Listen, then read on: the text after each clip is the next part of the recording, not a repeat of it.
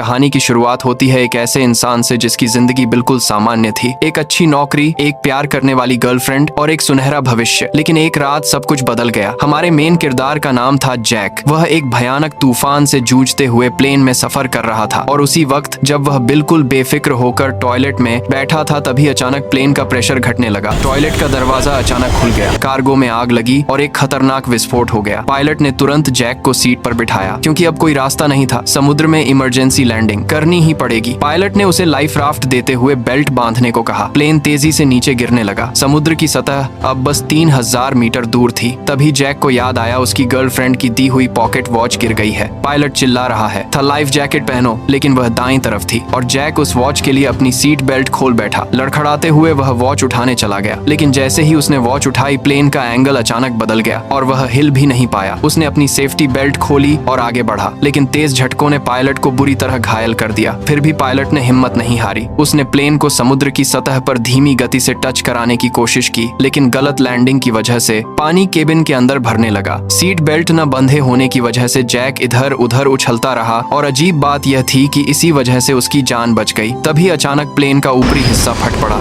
समुद्र का पानी तेजी से अंदर घुसने लगा। किस्मत से मान थी जैक के हाथ में इन्फ्लेटेबल राफ्ट था, लेकिन जैसे ही उसने उसे खोला राफ्ट से जुड़ा हिस्सा प्लेन में फंस गया। डूबता हुआ प्लेन जैक को राफ्ट के साथ नीचे खींचने लगा। मौत उसके बिल्कुल सामने थी, लेकिन ठीक उसी पल राफ्ट से जुड़ी रस्सी अचानक टूट गई और लाइफ राफ्ट ने उसे खींचते हुए मौत के मुंह से बाहर निकाल लिया। आखिरकार जैक सही सलामत समुद्र की सतह तक पहुंच गया। उसने अपनी पूरी ताकत लगाकर राफ्ट पर चढ़ने की कोशिश की और मरते दम तक उसके किनारे को कसकर पकड़े रहा। लेकिन तभी उसने देखा वह धीरे धीरे उस इंजन की ओर बह रहा है जो अभी भी चल रहा था। पीछे खतरा देखकर उसने तुरंत आंखें बंद कर लीं। तभी इंजन में आग लगी और विस्फोट की लहर ने उसे उछालकर फिर से समुद्र में गिरा दिया। प्लेन एक जोरदार धमाके के साथ धीरे धीरे समुद्र में डूब गया, लेकिन खतरा अभी टला नहीं था। जैक को न केवल समुद्र की तेज आंधी तूफान का सामना करना पड़ा, बल्कि एक के बाद एक उठती विशाल लहरों को भी झेलना पड़ा। वह बस लाइफ राफ्ट की रस्सी को कसकर पकड़े रहा। पता नहीं कितनी देर बीत गई और अचानक लाइफ राफ्ट की हवा निकल गई। तेज चट्टानों ने उसे फाड़ दिया। इसका मतलब था वह आखिरकार किसी किनारे पर पहुंच गया था। वह अपनी आखिरी ताकत जुटाकर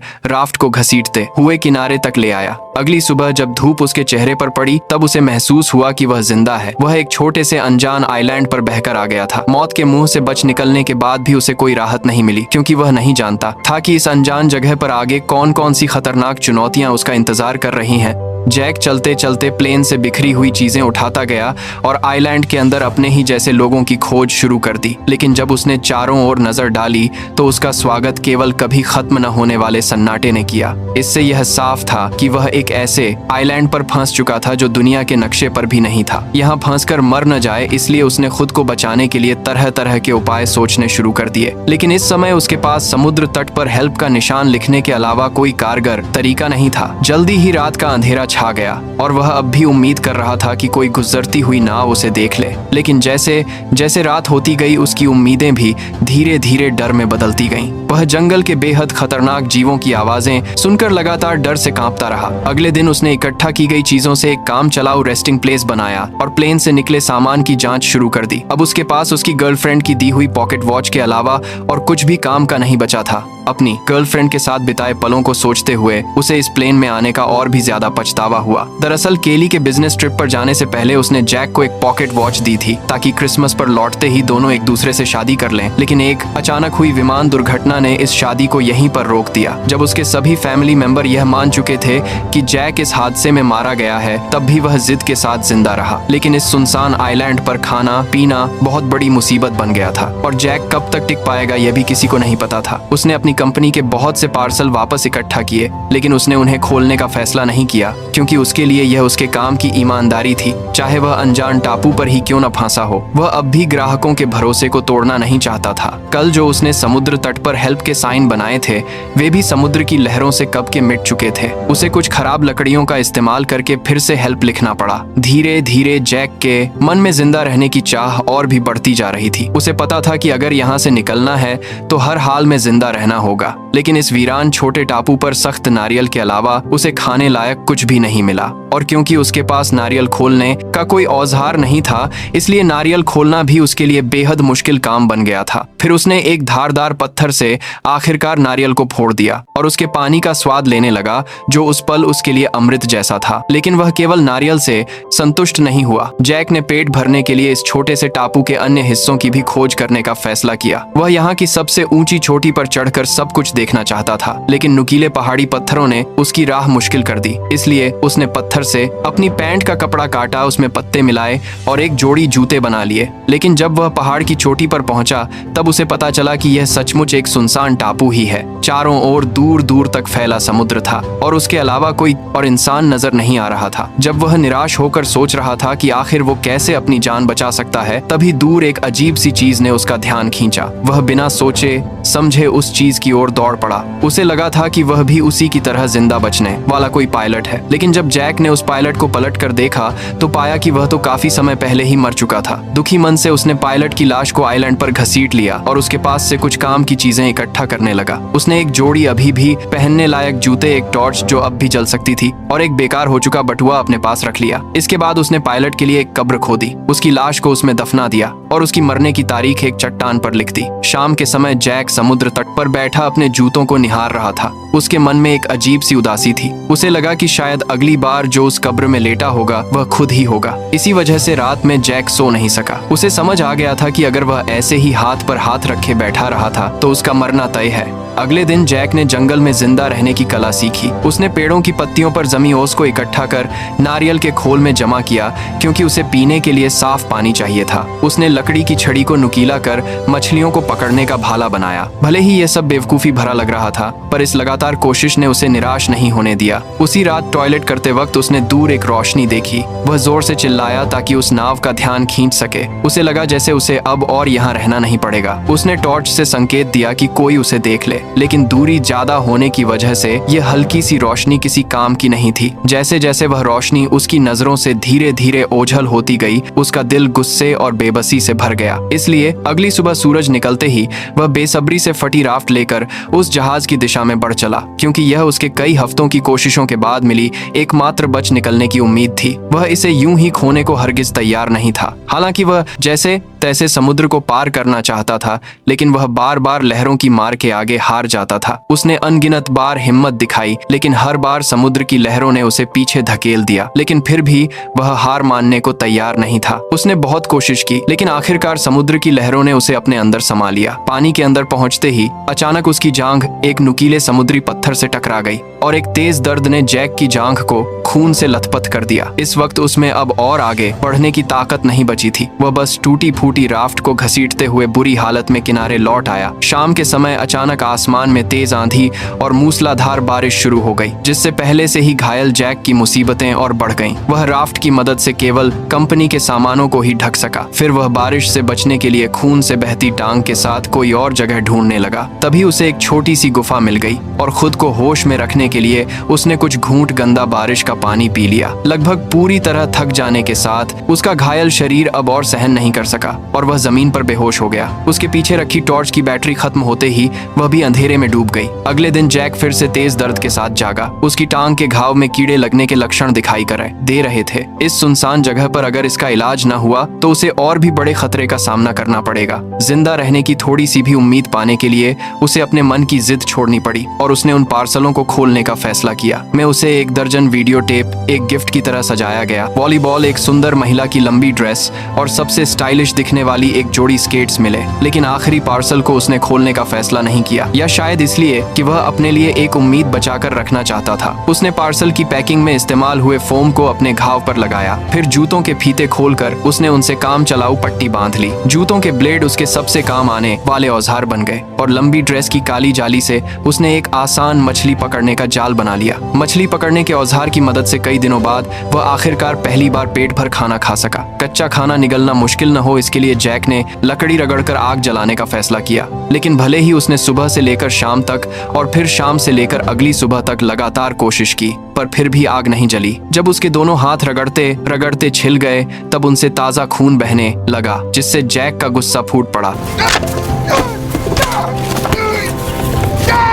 आइलैंड की मुश्किल जिंदगी और पुरानी चोटों ने उसे पूरी तरह तोड़ दिया था। जैक ने किनारे बैठकर अपने घावों को पानी से साफ किया और तेज दर्द ने उसे परेशानी का एहसास फिर से करा दिया। अब उसके लिए जिंदा रहना एक ऐसा सवाल था जिससे वह भाग नहीं सकता था। अभी गुस्से में फेंकी गई वॉलीबॉल उसके पैरों के पास पड़ी थी, जिस पर उसकी ताजा लाल हथेली की छाप बहुत ही चमकदार दिख रही थी। तभी उसके दिमाग में एक अजीब ख्याल आया। उसने अपनी लार से हथेली के निशान पर 2 आंखें बनाई और ऊपर एक हल्की सी मुस्कान बना दी। अब वह वॉलीबॉल एक इंसान के चेहरे जैसी लगने लगी थी। शायद बहुत ज्यादा अकेले रहने के कारण उसने तय किया कि वो इस चेहरे को अपना दोस्त बना लेगा। उसने वॉलीबॉल का नाम विल्सन रखा और उसे अपने पास रख लिया ताकि वह उसकी जिंदगी में उसका साथ दे सके। यह दृश्य थोड़ा अजीब जरूर था, लेकिन कम से कम उसे अकेला महसूस नहीं हुआ। विल्सन की निगरानी में जैक को जैसे फिर से पूरी ताकत मिल गई। जैसे जैसे वह तेजी से लकड़ी को घिसता गया, लकड़ी के टुकड़ों के बीच सचमुच चिंगारी निकल आई। जलती आग को देखकर जैक बहुत खुश हो गया, जैसे उसने कोई बड़ी जंग जीत ली हो। यह आग उसके लिए खाना पकाने की अच्छी स्कीम होने के साथ अपने यहाँ होने का सिग्नल भेजने की भी अच्छी जुगाड़ थी।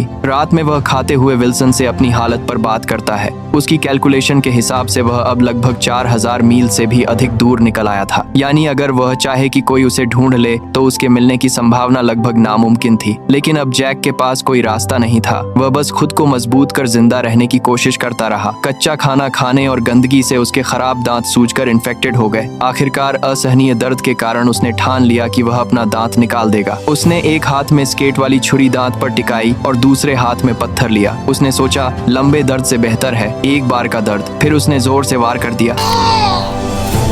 जंगल में जिंदा रहने में एक्सपर्ट होने के बाद भी उसकी आंखों में अब वह चमक नहीं रही थी। 4 सालों के अंदर जैक अब एक जंगली आदमी बन गया था। हालांकि मछली पकड़ने में माहिर होने से उसे मांस की कमी नहीं थी, लेकिन उसकी आंखों में पहले जैसी जीने की गुंजाइश गायब हो चुकी थी। अब वह बच निकलने की कोई उम्मीद नहीं रखता था और हर दिन का जिंदा रहना बस उसकी अकेलेपन का एक और दिन था। पर कुछ समय बाद उसे चट्टान के किनारे से एक टिन का टुकड़ा मिला और वह उसे समुद्र तट पर ले आया। लेकिन जैसे ही समुद्री हवा ने उस टिन के टुकड़े को गिरा दिया, तभी अचानक उसके दिमाग में एक आइडिया आया। अगर वह इसका इस्तेमाल समुद्र की लहरों को चीरने के लिए कर सके तो शायद सच में उसके पास इस जगह से निकलने का मौका हो सकता है। यह आइडिया आते ही उसने एक पल भी और इंतजार नहीं किया। उसे इस सुनसान टापू से जल्द निकलना था। जैक तुरंत हरकत में आ गया। सबसे पहले उसे एक नाव बनानी थी। उसने बहुत सारी टहनियां इकट्ठा की, उन्हें एक साथ रखा, फिर जंगली रस्सियों का इस्तेमाल किया और सबको एक साथ बांध दिया। यहाँ तक कि बेकार वीडियो टेप को भी रस्सी बना लिया। अब जैक की मेंटल स्टेट बिगड़ने लगी थी। उसे लगने लगा कि विल्सन उसे देख रहा है और उसे जाने नहीं देना चाहता। इसी वजह से उस रात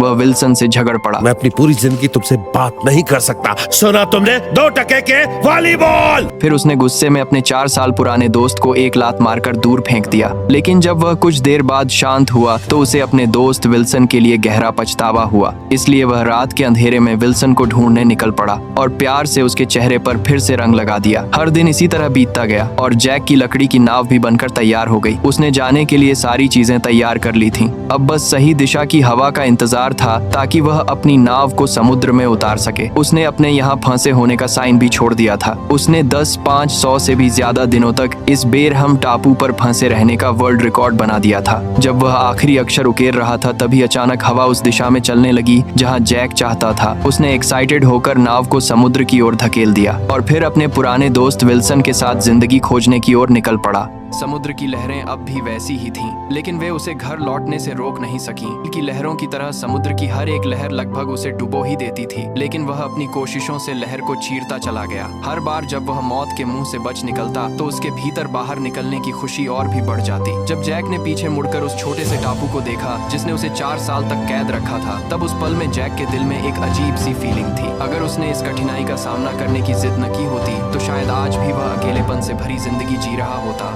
हालांकि उसकी जंग अभी बस शुरू ही हुई थी। उसे पता नहीं था कि आगे जो खतरे उसका इंतजार कर रहे हैं वे उसके लिए सबसे घातक चुनौती साबित होंगे। ठीक उसी वक्त जब उसे लगा कि वह इसी तरह बहते बहते इंसानों की बस्ती तक पहुंच जाएगा, तभी एक और भीषण तूफान ने उसे झकझोर दिया। उस रात तेज बारिश में आंखें खोलना नामुमकिन था। वह नाव को पकड़े लहरों के बीच लाचार पड़ा रहा और हमलों को सहता रहा। यह उसके लिए सबसे कठिन रात थी। वह बेबस था और सब कुछ भगवान पर छोड़ चुका था। अच्छी बात यह रही कि जैक किस्मत वाला था। उस रात की भीषण आंधी थी, तूफान भी उसे अपने साथ नहीं ले जा सकी, लेकिन उसकी नाव को भारी नुकसान पहुंचा था। और सबसे अहम बात यह थी कि उसका पुराना दोस्त भी रस्सी ढीली हो जाने के कारण नाव से अलग हो चुका था। जब उसे इसका एहसास हुआ तब तक विल्सन समुद्र की लहरों के साथ बहुत दूर बह चुका था। वह उसका इकलौता साथी था जिससे वह दिल की बातें करता था। भले ही वह सिर्फ एक वॉलीबॉल था, लेकिन वही उसका एकमात्र सहारा था। वह सब कुछ भूलकर समुद्र में कूद पड़ा और उसे बचाने की कोशिश करने लगा, लेकिन दूरी बहुत ज्यादा थी और गहरा समुद्र उसे बार बार डरा रहा था। एक तरफ उसकी जान बचाने वाली नाव थी और दूसरी तरफ उसका 4 साल का सहारा विल्सन। लेकिन अब उसके पास कोई और चारा नहीं था। वह बस अपनी आंखों के सामने अपने पुराने दोस्त को दूर जाते हुए देखता रहा। मुझे माफ कर देना।